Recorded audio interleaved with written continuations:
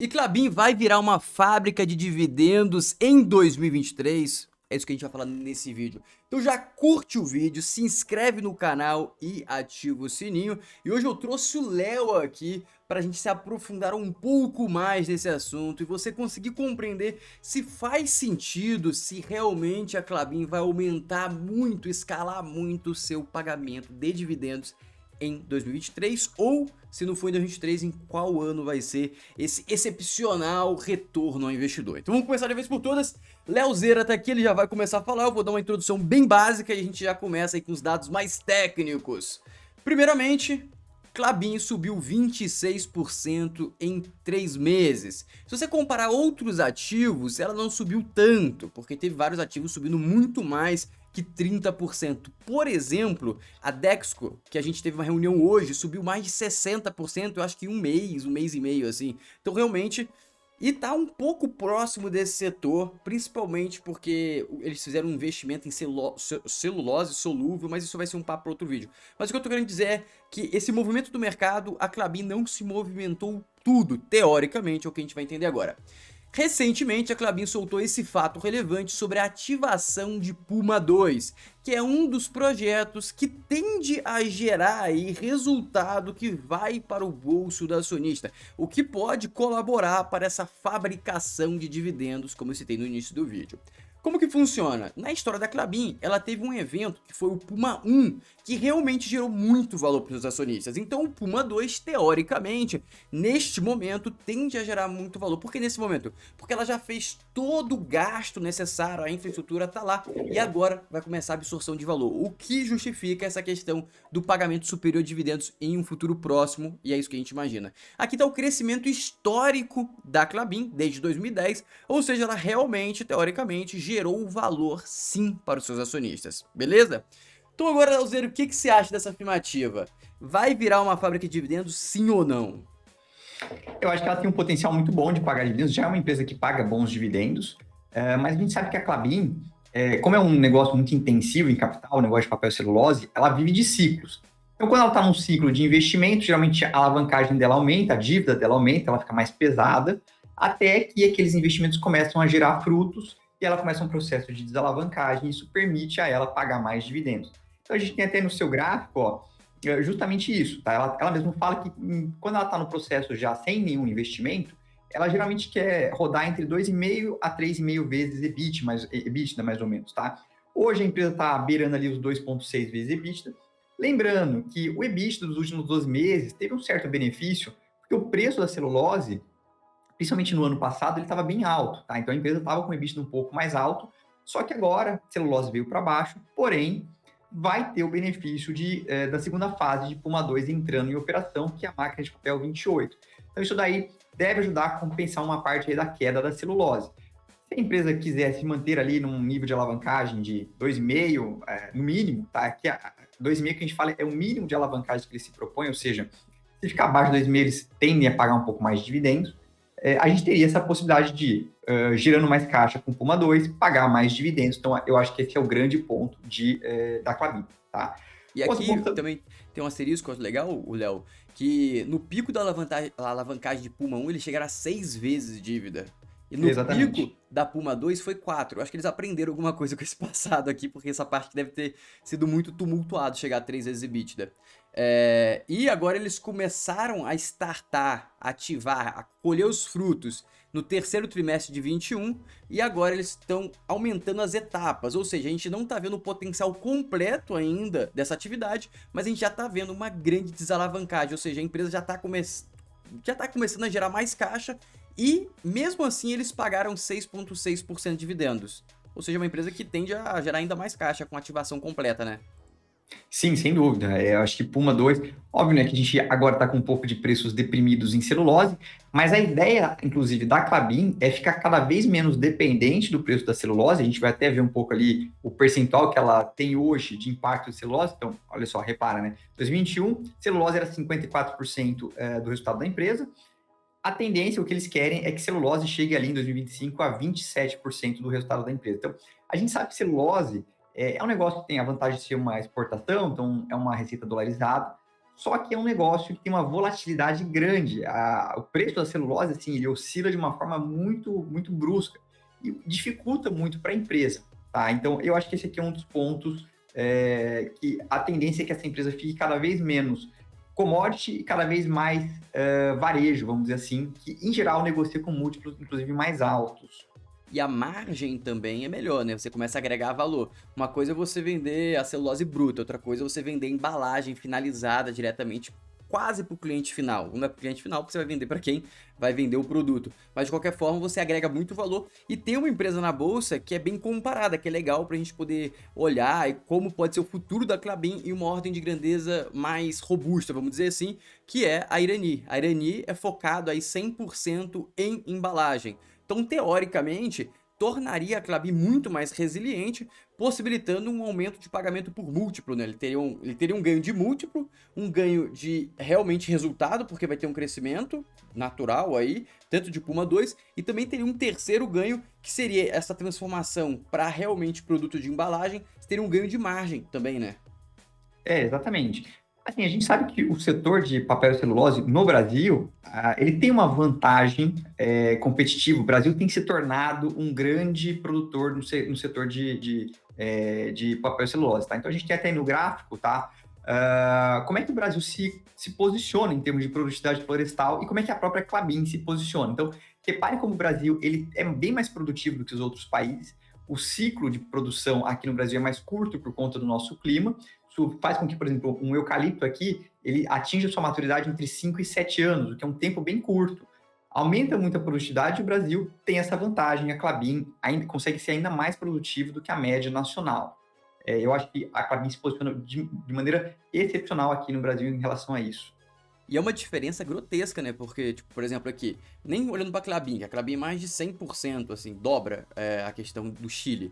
Ou seja, mas se você pensar que o Brasil, a média brasileira pro Chile, a gente imagina aqui um crescimento de 50% sobre o tamanho do Chile, sobre a produtividade do Chile, o que ganha uma margem gigantesca, que tecnologia com certeza vai ajudar, pode ajudar o Chile a diminuir isso, mas obviamente que existe uma composição ambiental e estrutural que deve ser extremamente complexa se minimizar isso. Então, hoje o Brasil, no mundo, é o melhor local para você ter fábrica de celulose. Tanto que aqui no Brasil, a gente teve uma reunião com o CEO da Pliner, ele falou que tinha, sei lá, uns 35 bilhões de reais sendo investidos em fábrica de celulose no Brasil. O que vai acontecer muito provavelmente? Também tem capital estrangeiro nisso.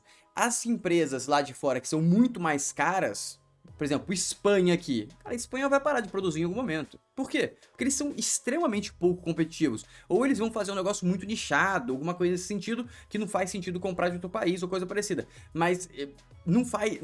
A Espanha não vai crescer. Porque o nível de competitividade dela é muito baixo. O Brasil, a média brasileira é 3 vezes maior do que a Espanha, do que Portugal. Então, tudo isso coloca o Brasil em um cenário para a questão de celulose extremamente relevante e, teoricamente, os preços que forem mais rápidos nesse segmento de consolidar vai ter uma posição muito melhor. Porque o cara que vai iniciar hoje, mesmo que seja no Brasil, ele não vai ter a produtividade nem perto da média brasileira. Por que a Klabin tem tanto assim acima da média brasileira? Porque eu acredito que seja a segunda maior empresa do Brasil de celulose, né? Deve perder só para a Suzano. Então, sendo a segunda, você tem um poder de escala e que condiciona, que dá a possibilidade dela ter uma produtividade muito acima do normal. Mas por que eu tô falando isso? Porque é importante vocês conseguirem entender que a gente está falando de uma empresa que tem uma vantagem competitiva meio que eterna, assim, por estar posicionada no Brasil. E se alguém quiser bater de frente com ela em questão de produtividade, em questão de eficiência, vai ter que começar investindo 100 bilhões no Brasil. Por quê? Porque você tem que ter floresta, que não é fácil de comprar. Floresta no Brasil, você não consegue ter tanta terra para você produzir quanto a Klabin tem. Tem uma proteção também do tempo, porque você vai investir 100 bilhões e quanto tempo essa fábrica vai ficar pronta? Qual que é o CAPEX que você vai imaginar que, tipo, qual que é o retorno desse CAPEX? Então, normalmente você vai step by step. Então, você tem uma vantagem competitiva muito grande e também, aí tem um ponto que eu acho que vai melhor que Suzano, a Klabin, porque ela está se aproximando do cliente final, ou seja, vendendo embalagem. Já a Suzano faz isso, ela tem lá, por exemplo, marca de papel higiênico neve, só que do volume dela todo é praticamente nada, né? Acho que são empresas com vieses diferentes. Eu acho que a Suzano, ela se propôs a ficar focada 100% na commodity. A Klabin, ela tem buscar uma coisa um pouquinho menos volátil, tá? Inclusive lá na tese, a gente olha, obviamente, a Klabin, até aproveitando aqui para puxar também uma propaganda. Para quem não conhece, a tese é a nossa casa de research, então o Floriano já colocou aí. A gente vai deixar aqui no link na descrição para que vocês cliquem, conheçam, quem quiser assine a tese.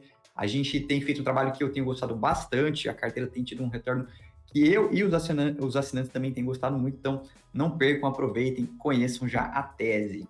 Boa, boa, perfeito. Então, mas e aí, dividendos, Elzeira? Eu acredito que ela tem muito Qual a sua potencial para especulação? pagamento de dividendos. Eu acho que, assim, aqui a gente tem uma empresa que tem dois potenciais, tá? Um é você Uhum. ficar colhendo aqueles dividendos e dois, o ganho de capital da valorização das ações. Então, se a gente for olhar, inclusive, o múltiplo que a Klabin hoje negocia, tá? Historicamente, é uma empresa, olha lá, aqui é o múltiplo EV/EBITDA da Klabin nos últimos 10 anos. Vocês podem notar ali que o mais comum é que a empresa negociasse ali no múltiplo de 8 a 9 vezes EBITDA. Hoje ela está num múltiplo de 6,2. De novo, o EBITDA dos últimos 12 meses está um pouco acima, porque o preço da celulose dos últimos 12 meses estava um pouco mais alto, mas a gente vai ter aí o benefício da segunda fase de Puma 2 entrando, ou seja, se a gente tiver uma convergência dela, das ações, para um EV/EBITDA mais próximo ali das 8,5 vezes, fora os dividendos que a gente vai ficar colhendo ao longo do tempo, eu acho que é uma empresa que a gente tem ali um potencial de dividendos e de reprecificação de ganho de capital nas ações. Mas quanto que você imagina aí pensando... Acho que 2023 é difícil, porque a gente não vai ter o ramp-up todo, mas pensando em um cenário mais... Vamos pensar em 2025 lá, que é o objetivo deles chegarem com uma presença maior de papel e embalagem. A gente pode imaginar um dividendo com relação ao preço atual de quanto, assim, você especularia alguma Com o coisa? preço atual, cara, sei lá, mais de 12%. Mais de 12%. Ah, sim, sim, tranquilamente. Mas, de novo, aqui vai depender um pouco do preço da celulose ainda, né? A gente nunca sabe o que vai acontecer. E, obviamente, também de se eles não vão ativar algum novo projeto. Eu acho que esse é um ponto também. Pelo que eles vêm falando, no momento eles não têm novos projetos, tá? E não tendo novos projetos, a tendência é fazer a distribuição disso para os seus acionistas, tá? Então, eu acho que tem um potencial muito grande caso eles não encontrem novos projetos que geram valor para os seus acionistas. Mas o que vai acontecer, na minha humilde opinião, é o seguinte: agora não vai ter projeto, aconteceria que tiver alta desse jeito, vai entrar em um período de bull marketing, aí todo mundo vai focar em crescimento, que agora todo mundo tá focando em dividendos. Por quê? O mercado tá Selic pagando horrores e tudo mais, o mercado tá pessimista. Quando começar um boomzinho, aí eles vão poder fazer follow-on, a cotação deles vai estar muito maior do que isso, eles vão poder fazer follow-on se eles quiserem para poder financiar um novo projeto, e eles vão entrar em um novo projeto, provavelmente, aumentar a produção e se tornar cada vez mais competitivo. Ah, Florian, nesse momento vai ser o momento para comprar? Não. O momento para comprar é agora, que todo mundo tá pessimista, que nada vai dar certo, que o mundo vai acabar, como por exemplo a gente fez lá em Moura do B. Eu vou entrar em Moura do B aqui, ó. Moura do B. Quem acompanha a gente aqui, ó, subindo, se tu viu, caramba, você vê que tava subindo 100% hoje, não? Caramba, só alegria, pô, só alegria, só alegria.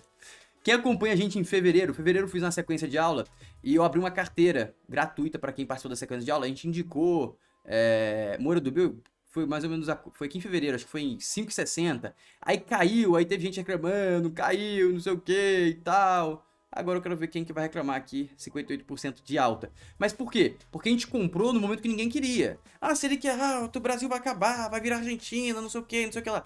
E é nesse momento que tem que comprar. Mas nesse momento você quer comprar? Não, você não quer comprar. Então é por isso que a gente faz esse conteúdo educacional, é por isso que a gente tem aqui a tese que explica, manda relatório detalhado, te ensina todo dia, a gente manda áudio para os assinantes no grupo do WhatsApp, explicando detalhadamente o que está acontecendo com o mercado, se acontece alguma volatilidade fora do normal, principalmente para baixo, porque para cima ninguém quer muita explicação, para baixo que o pessoal quer explicação, né? Então quando caiu, o presidente mandou explicando os fundamentos do Moura do B, teve muito assinante que comprou mais, hoje mesmo eu recebi esse print aqui, ó, que essa aqui é a rentabilidade de um assinante. Deixa eu ver se eu consigo abrir aqui. Opa. Essa aqui é a rentabilidade de um assinante, agradecendo e tudo mais, que comprou e tudo mais. Ou seja, a galera tá tendo resultado, mas por quê? Porque eles tiveram coragem de comprar aqui. Porque quando tem vontade de comprar é aqui. A gente também tem. Eu vou abrir aqui. Ó, na próxima vez eu vou abrir mais não. Espero que vocês se tornem assinantes, mas eu vou abrir aqui. A gente indicou também Klabin há um tempo atrás para os nossos assinantes. A gente indicou, ela chegou a cair também um pouco. Mesmo discurso, a gente continuou falando, vai dar certo, fica tranquilo. A galera comprou mais, se beneficiou. Hoje a gente deve estar aí com mais de 15% de alta na carteira com Klabin, né? Ah, tranquilo, tranquilo. Então, qual que é o objetivo desse vídeo aqui? É te mostrar que Klabin tem fundamentos para pagar dividendos, mas entenda o seguinte, esse momento aqui é legal você comprar porque se tudo der errado, você vai ganhar muitos dividendos. Se tudo der errado no sentido de se não vir um fluxo de investimento no Brasil e que faça a cotação subir. Se isso não acontecer, você vai receber seu dinheiro de volta através de dividendos.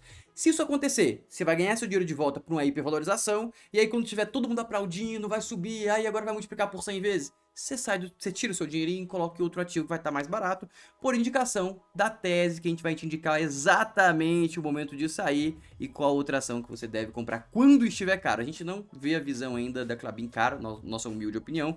E os assinantes que estão assistindo esse vídeo, a gente vai te mandar um áudio se aprofundando em alguns pontos relevantes e também passando uma visão para vocês de qual que é o momento que a gente acredita que vale a pena ficar mais atento para sair. Mas obviamente que a gente vai te avisar, todos os assinantes aí, qual é o momento exato de sair. Pessoal, a gente está retirando a Klabin da carteira, a gente vai mandar um relatório explicando tudo certinho. Isso não é agora. Faz sentido, Leozeira? Opa! Então, eu acho que é isso. Tem mais algum ponto aí para finalizar? Cara, não, é isso aí. Eu acho que a gente conseguiu dar uma passada rápida sobre o Klabin. É muita coisa para falar, mas eu acho que para um vídeo aí de 15 minutos é mais do que o suficiente. E se vocês tiverem alguma dúvida, deixa aqui nos comentários, porque a nossa ideia aqui, a gente vai pegar algumas horas por semana, sentar e responder vários pontos. Então a gente tá tendo a ideia de pegar os comentários e transformar em vídeos talvez 3, 4, 5 minutos, discutindo aqui, passando conhecimento para vocês.